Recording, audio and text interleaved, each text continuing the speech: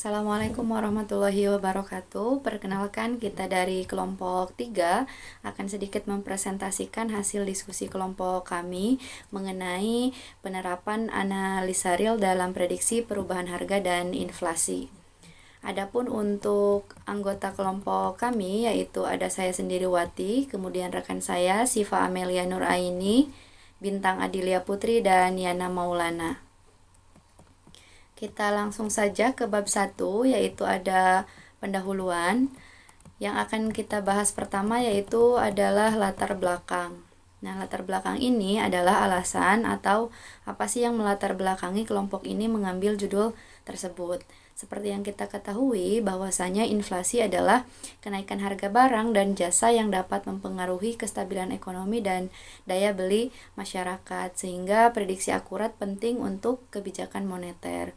Nah, di sini kelompok 3 membandingkan beberapa penelitian, ada yang menggunakan metode Garch, LSTM, dan ada Holt-Winters. Nah, ada satu penelitian yang menyatakan bahwa LSTM itu lebih akurat dibanding dengan metode Garch. Kemudian ada juga penelitian yang menyatakan bahwa Holt-Winters ini lebih akurat prediksinya dibanding metode yang dua tadi. Nah, kemudian yang selanjutnya yaitu adalah rumusan masalah.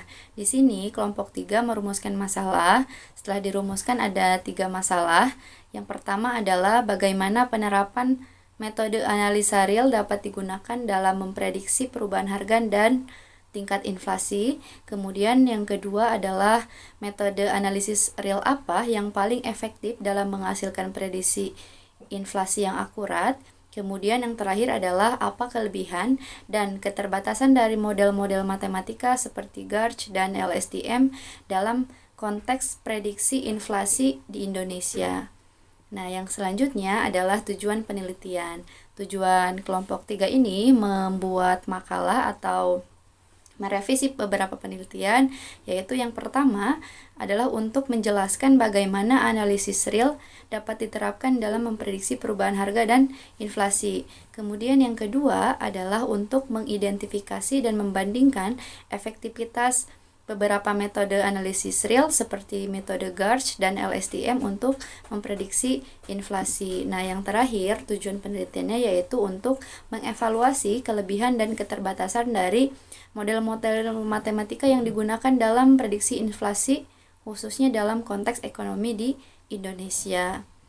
Nah, untuk yang selanjutnya yaitu ada bab 2, yaitu landasan teori yang akan dilanjutkan oleh rekan saya, Siva Amelia Nuraini.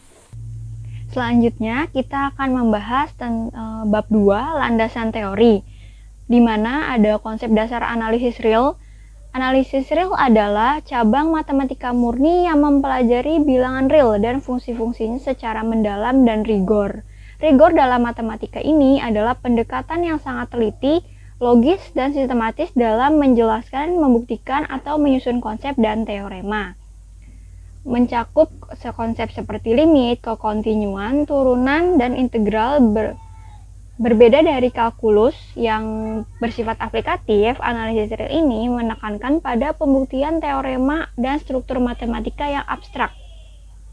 Cakupan-cakupannya yang pertama ada sistem bilangan real. Di sini membahas sifat aljabar, sifat urutan, dan sifat kelengkapan dari bilangan real. Yang kedua ada barisan bilangan real. Barisan bilangan real ini meliputi konvergen, divergen, terbatas, monoton. Yang ketiga ada limit fungsi. Limit fungsi ini membahas titik limit, teorema limit fungsi, dan sifat-sifat limit fungsi. Keempat ada kontinuitas fungsi, membahas fungsi kontinu, sifat-sifat fungsi kontinu seragam, dan tak seragam. Selanjutnya yang kelima ada derivatif. Derivatif ini membahas turunan fungsi inverse, dan teorema nilai rata-rata. Yang terakhir ada integral Riemann.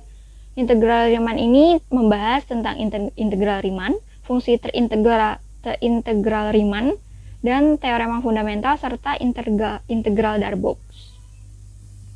Selanjutnya ada peran konsep analisis real dalam memodelkan fenomena dinamis. Fenomena dinamis ini peristiwa atau keadaan yang berubah seiring waktu yang dipengaruhi oleh berbagai faktor. Yang pertama ada limit. Limit ini berperan dalam memodelkan perubahan mendekati nilai tertentu seperti suhu udara yang mendekati titik beku. Selanjutnya ada turunan. Turunan digunakan untuk menggambarkan kecepatan, percepatan, pertumbuhan, dan perubahan cepat dalam berbagai bidang. Yang ketiga ada integral. Integral menghitung luas di bawah kurva atau total akumulasi perubahan dalam suatu interval. Integral di sini mengukur total energi, jarak, massa, dan biaya dari perubahan kontinu. Selanjutnya ada kekontinuan, kestabilan dalam perubahan, yaitu memastikan suatu proses berlangsung tanpa gangguan mendadak. Penting dalam pemodelan fenomena alami dan kontrol sistem. Terakhir ada deret Tahingga, sangat penting dalam pemrosesan sinyal dan teori kontrol dan fisika gelombang memungkinkan pemodelan perubahan periodik atau sistem Tahingga. Selanjutnya kita akan membahas tentang inflasi. Inflasi adalah keadaan di mana harga-harga barang naik secara terus-menerus. Kenaikan harga pada satu atau dua barang saja ini juga tetapi tidak dapat dinyatakan sebagai inflasi kecuali jika peningkatan tersebut menjangkau atau memicu kenaikan mayoritas harga barang-barang lainnya. Ketika inflasi ini meningkat lebih cepat dari biasanya, konsumen yang tidak siap bisa terguncang karena harus membayar lebih untuk kebutuhan sehari-hari seperti energi, makanan, pakaian, atau rumah. Selanjutnya ada faktor-faktor penyebab inflasi. Yang pertama ada jumlah uang yang beredar. Di sini sekarang itu banyak penggunaan uang digital. Di sini bertambahnya penggunaan uang digital ini bisa menghasilkan konsekuensi yang tidak diinginkan jika tidak ditangani dengan tepat, seperti kenaikan inflasi yang disebabkan oleh peningkatan aktivitas moneter di kalangan masyarakat. Selanjutnya ada defisit anggaran belanja. Meskipun sumber daya dalam negeri masih terbatas, pertumbuhan pinjaman dari dalam negeri dan luar negeri memiliki peranan penting dalam kenaikan inflasi ini. Konsekuensinya itu terlihat dalam defisit anggaran negara dan neraca pembayaran yang sebagian besar diakibatkan oleh biaya pemerintah dalam membiayai infrastruktur dan suprastruktur untuk mendukung pertumbuhan ekonomi yang terus menguat. Selanjutnya, faktor-faktor dalam penawaran agregat dan luar negeri. Faktor-faktor dalam penawaran agregat ini, baik yang berasal dari dalam negeri maupun luar negeri, sangat berpengaruh terhadap kemampuan suatu negara untuk memproduksi barang dan jasa. Maka dari itu, untuk menjaga stabilitas ekonomi, pemerintah dan bank sentral perlu memperhatikan dinamika kedua kelompok ini dalam menjaga inflasi agar tidak meningkat. Selanjutnya ada hubungan suku bunga terhadap inflasi. Suku bunga yang lebih tinggi akan menghasilkan penurunan dalam investasi dan pengeluaran domestik, sementara biaya impor akan naik akibat meningkatnya resiko penurunan nilai mata uang. Selanjutnya ada hubungan nilai tukar terhadap inflasi. Di sini terjadi karena secara langsung memengaruhi barang impor dan biaya produksi dalam negeri. Semakin lemahnya nilai tukar rupiah terhadap mata uang asing seperti US dollar, semakin besar juga potensi inflasi yang muncul, terutama jika suatu negara bergantung kepada impor. Selanjutnya ada dampak inflasi terhadap pertumbuhan ekonomi. Kenaikan harga yang signifikan dapat menghambat pertumbuhan ekonomi karena menurunkan daya beli individu dan menciptakan ketidakpastian ekonomi. Inflasi tinggi ini juga menyulitkan masyarakat dalam memenuhi kebutuhan dasar yang berpotensi menghalangi stabilitas dan pertumbuhan ekonomi yang berkelanjutan. Selanjutnya ada aplikasi matematika dalam ekonomi. Yang pertama itu model pertumbuhan eksponensial dan logaritmik.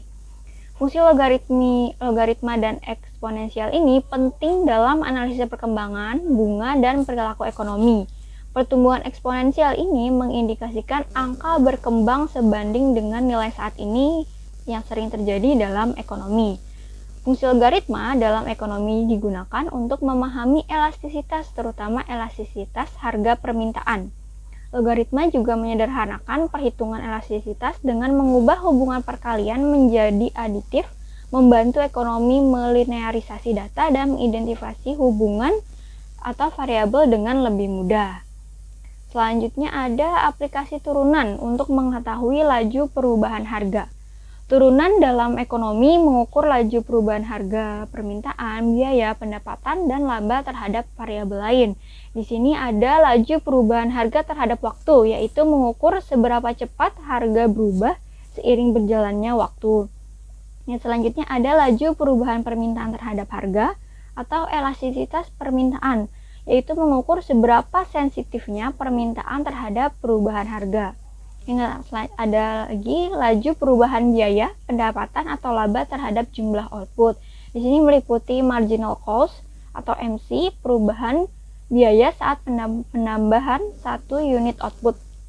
Yang kedua ada marginal revenue yaitu atau MR, yaitu perubahan pendapatan saat menambah satu unit output. Yang terakhir ada marginal profit atau MP, yaitu perubahan laba saat menambah satu unit output. Selanjutnya ada model Garch, Arch dan LSTM dalam memprediksi inflasi. Model Arch-Garch ini atau Auto-Regressive Conditional Heteroscedasticity dan Generalized Arch digunakan untuk memprediksi ketidakstabilan inflasi jangka pendek terkait harga pangan dan nilai tukar dan banyak diterapkan oleh Bank Indonesia. Ya, cara kerjanya yaitu inflasi sering tidak stabil atau volatil, terutama akibat harga pangan, BBM, dan nilai tukar. Model Arch-Garch ini mengasumsikan bahwa varian kesalahan data inflasi tidak konstan tetapi bergantung pada nilai kesalahan yang sebelumnya. Selanjutnya ada model LSTM atau Long Short Term Memory. LSTM ini digunakan untuk memprediksi tren inflasi jangka menengah hingga panjang dengan mempertimbangkan berbagai variabel makroekonomi. Cara kerjanya yaitu LSTM adalah jenis Recurrent Neural Network atau RNN yang bisa mengingat pola jangka panjang dengan diberi input data time series seperti inflasi bulanan sebelumnya, nilai tukar rupiah, harga minyak dunia, suku bunga BI, indeks harga produsen. Digunakan dalam prediksi inflasi dengan data multivariat, cocok untuk data kompleks dan nonlinear, misalnya ketika inflasi dipengaruhi oleh krisis global atau pandemi seperti COVID-19 kemarin. Selanjutnya kita masuk ke bab 3, yaitu metodologi penelitian. Penelitian ini menggunakan pendekatan deskriptif kuantitatif dengan menggabungkan dua metode. Yang pertama ada studi literatur dan yang kedua ada studi kasus. Tujuannya adalah untuk menggambarkan dan menganalisis fenomena yang terjadi dalam konteks yang lebih luas. Pendekatan ini dipilih juga untuk memberikan gambaran yang objektif dan berdasarkan data mengenai topik yang akan diteliti. Pendekatan studi literatur dilakukan dengan mengkaji berbagai sumber informasi yang relevan seperti dari buku, jurnal ilmiah, artikel ilmiah, atau juga dari peneliti sebelumnya. Lalu yang kedua ada pendekatan studi kasus. Studi kasus ini dilakukan dengan memilih satu atau dua lebih kasus spesifik yang relevan dengan topik penelitian. Dalam penelitian ini, peneliti mengumpulkan data kuantitatif melalui metode observasi dan pengumpulan data sekunder dari laporan atau dokumen yang telah tersedia. Lalu selanjutnya ada sumber data. Dalam penelitian ini, data yang digunakan berasal dari data sekunder yang diperoleh dari berbagai lembaga resmi dan sumber yang kredibel, antara lainnya dari Badan Pusat Statistik atau BPS, Bank Indonesia atau BI, Bank Dunia, serta data simulasi. Penggunaan data sekunder bertujuan untuk memperoleh informasi yang valid, representatif, dan dapat dipercaya guna mendukung analisis serta penemuan peneliti. Yang selanjutnya kita masuk ke teknik analisis. Beberapa model matematika yang penting dalam menganalisis data antara lain adalah fungsi eksponensial, turunan pertama dan kedua, deret konvergen, dan juga model regresi sederhana dengan pendekatan limit. Setiap teknik ini memberikan wawasan yang berbeda dalam menganalisis hubungan antara variabel dan dinamika yang diamati. Yang pertama ada fungsi eksponensial. Bentuk umumnya itu adalah fx AE pangkat bx, di mana A adalah konstanta, B adalah parameter yang mengatur laju pertumbuhan atau penurunan, dan E adalah basis logaritma natural. Fungsi eksponensial sering digunakan untuk menggambarkan fenomena yang meningkat atau menurun dengan laju yang proporsional terhadap nilai yang ada, seperti pertumbuhan populasi, penyebaran penyakit, atau akumulasi harga majemuk dalam ekonomi.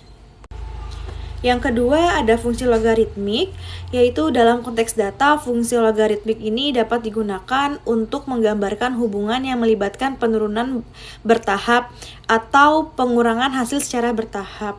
Fungsi eksponensial dan logaritmik dapat diterapkan dalam analisis data ekonomi, seperti dalam perhitungan pertumbuhan ekonomi atau analisis produktivitas, serta dalam studi fenomena alam seperti penurunan jumlah bahan radioaktif atau perubahan konsentrasi zat dalam reaksi kimia. Lalu selanjutnya ada turunan pertama dan juga kedua. Turunan pertama dan turunan kedua memberikan informasi penting tentang bagaimana suatu fungsi berubah dan bagaimana laju perubahan itu sendiri. Konsep-konsep ini digunakan dalam analisis data untuk memeriksa kecepatan perubahan dan akselerasi atau percepatan atau perlambatan dalam fenomena yang sedang terjadi. Dengan menggunakan turunan pertama dan kedua, kita bisa menggambarkan dinamika suatu sistem secara lebih mendetail, terutama data untuk menunjukkan perubahan secara bertahap atau akselerasi dalam waktu. Lalu, yang ketiga ada deret konvergen. Deret konvergen adalah deret tak terhingga yang mendekati suatu nilai tertentu dalam analisis data. Deret konvergen digunakan untuk mendekati solusi dari masalah yang tidak dapat diselesaikan dengan ekspresi sederhana, atau untuk mempermodelkan fenomena yang terjadi dalam proses berulang. Dalam konteks analisis data, deret konvergen membantu dalam perhitungan numerik dan menyelesaikan persamaan diferensial yang muncul dalam pemodelan fenomena alam atau proses-proses sosial. Lalu yang keempat ada model regresi sederhana dengan pendekatan limit. Regresi sederhana adalah teknik statistik yang digunakan untuk memodelkan hubungan antara dua variabel, di mana satu variabel bergantung pada variabel lainnya. Dalam konteks analisis data berbasis matematika, regresi sederhana digunakan untuk mengestimasi parameter hubungan antara dua variabel dengan menggunakan pendekatan limit. Lalu pendekatan limit digunakan dalam regresi untuk mengatasi nilai ekstrim atau untuk menentukan nilai batas suatu fenomena. Misalnya dalam model perubahan eksponensial yang digunakan dalam regresi, kita dapat menggunakan limit untuk memprediksi nilai pada saat fungsi mendekati batas atau nilai jangka panjang dari variabel tersebut. Selanjutnya yaitu bab 4, pembahasan. Analisis fungsi harga terhadap waktu. Dalam menganalisis perubahan harga dari waktu ke waktu, digunakan suatu model matematis yang mempresentasikan hubungan antara harga dan waktu. Salah satu model yang sering digunakan dalam konteks pertumbuhan waktu eksponensial seperti inflasi adalah PT sama dengan P0E pangkat RT. Model ini mencerminkan bahwa harga meningkat secara eksponensial seiring waktu jika R lebih besar dari 0. Untuk mengukur laju perubahan harga, digunakan turunan dari fungsi harga terhadap waktu, yaitu dP per dt sama dengan P0E pangkat RT sama dengan RPT. Artinya, laju kenaikan harga pada waktu tertentu proporsional terhadap harga saat itu. Ini sesuai dengan karakteristik inflasi eksponensial, di mana semakin tinggi harga, maka nominal kenaikannya juga semakin besar. Selanjutnya, studi kasus simulasi. Misalkan harga barang pokok awalnya Rp10.000 dan laju inflasi tahunan diperkirakan sebesar 5%. R sama dengan 0,05. Maka setelah 3 tahun, P3 sama dengan 10.000 dikali E pangkat 0,05 dikali 3 sama dengan 10.000 dikali E pangkat 0,05 sama dengan 10.000 dikali 1,1618 sama dengan 11.618. Dengan demikian, prediksi harga setelah 3 tahun adalah sekitar Rp11.618. Selanjutnya, aplikasi turunan dan limit dalam prediksi inflasi. Turunan sebagai laju inflasi sesaat. Turunan pertama dari fungsi harga terhadap waktu, seperti ditunjukkan sebelumnya, memberikan informasi tentang laju inflasi sesaat, yaitu perubahan harga persatuan waktu pada titik tertentu. Misal DP per DT sama dengan RP T. Contohnya, jika pada tahun kedua harga adalah P2 sama dengan 11.051, maka laju inflasi saat itu DP per DT T sama dengan 2 sama dengan 0,05 dikali 11.051 sama dengan 552,55. Artinya, pada tahun kedua, harga diperkirakan naik sekitar Rp555,55 per tahun. Kemudian, limit harga pada waktu yang ekstrim. Konsep limit digunakan untuk mengetahui apa yang terjadi pada harga ketika waktu sangat besar. Limit fungsi PT T mendekati tahingga sama dengan limit fungsi 0E pangkat RT T mendekati tahingga sama dengan tahingga. Ini menunjukkan bahwa jika tren inflasi eksponensial terus berlangsung tanpa intervensi, maka harga akan terus meningkat tanpa batas. Suatu hal yang tidak realistis namun penting sebagai peringatan terhadap inflasi tak terkendali atau hyperinflation. Penggunaan deret konvergen. Dalam analisis real, deret konvergen digunakan untuk memperkirakan nilai fungsi secara lebih praktis dan efisien. Dua deret yang sering digunakan adalah yang pertama deret Taylor. Misalnya, untuk mendekati E pangkat RT digunakan deret Taylor. E pangkat RT sama dengan sigma N sama dengan 0 sampai tahingga dari RT pangkat N per N faktorial. Untuk R sama dengan 0,05 dan T sama dengan 1. E pangkat 0,05 sama dengan 1 ditambah 0,05 ditambah 0,05 pangkat 2 per 2 faktorial ditambah 0,05 pangkat 3 per 3 faktorial ditambah dan seterusnya. Simulasi hingga suku keempat memberikan pendekatan yang cukup akurat. Lanjut penggunaan deret konvergen yang kedua yaitu deret geometri.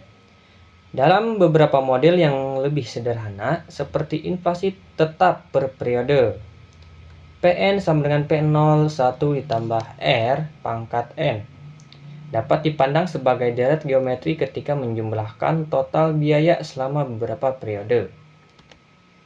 Misalkan total sama dengan P0 ditambah P01 tambah R ditambah P01 tambah R kuadrat ditambah dan seterusnya, sampai P01 ditambah R pangkat N. Jika 1 tambah R kurang dari 1, maka deret konvergen, dan total nilai dapat dihitung menggunakan rumus deret geometri. Namun, dalam kasus inflasi, biasanya R lebih besar dari 0, sehingga deret divergen pada jangka panjang, menandakan bahwa total biaya akan terus meningkat tanpa batas. Lanjut, evaluasi model dan validasi. Setelah model matematis dibentuk, langkah penting selanjutnya adalah validasi terhadap data nyata. Hal ini dilakukan dengan yang pertama membandingkan prediksi model terhadap data historis harga dari sumber resmi, misalnya BPS. Menggunakan metode statistik seperti mean absolute error atau root mean square error untuk mengukur keakuratan prediksi. Kelebihan model analisis real. Yang pertama, mampu memberikan gambaran perubahan harga yang kontinu. Kedua, menggunakan dasar matematis yang kuat dan analitik. Yang ketiga, cocok untuk prediksi jangka pendek dan menengah. Lalu untuk keterbatasan. Yang pertama, tidak mempertimbangkan faktor eksternal ekonomi seperti kebijakan pemerintah, suku bunga, atau gejolak politik. Kemudian, tidak akurat pada periode krisis ekonomi atau perubahan struktural mendadak. Yang terakhir, asumsi pertumbuhan eksponensial tidak selalu berlaku dalam praktik. Baik, yang terakhir yaitu kesimpulan. Penelitian ini menunjukkan bahwa pendekatan analisis real dapat digunakan untuk memodelkan perubahan harga dan inflasi secara matematis dengan menggunakan konsep fungsi eksponen, turunan, dan juga limit. Nah, model eksponensial ini mampu menunjukkan tren inflasi secara jangka panjang, sedangkan untuk turunan memberikan informasi mengenai laju inflasinya sesaat. Selain itu, deret konvergen seperti deret Taylor juga memberikan pendekatan numerik yang akurat dalam perhitungan estimasi harga. Nah, namun untuk prediksi yang lebih kompleks dan realistis tentunya, metode statistik seperti GARCH dan metode deep learning seperti LSTM menawarkan keunggulan tersendiri. Nah, namun hasil studi menunjukkan bahwa LSTM memberikan hasil prediksi inflasi lebih akurat dibandingkan dengan model GARCH, terutama dalam konteks ekonomi di Indonesia, seperti itu. Nah, baik, mungkin itu saja yang dapat kelompok 3 sampaikan, kurang lebihnya mohon dimaafkan. Terima kasih. Wassalamualaikum warahmatullahi wabarakatuh.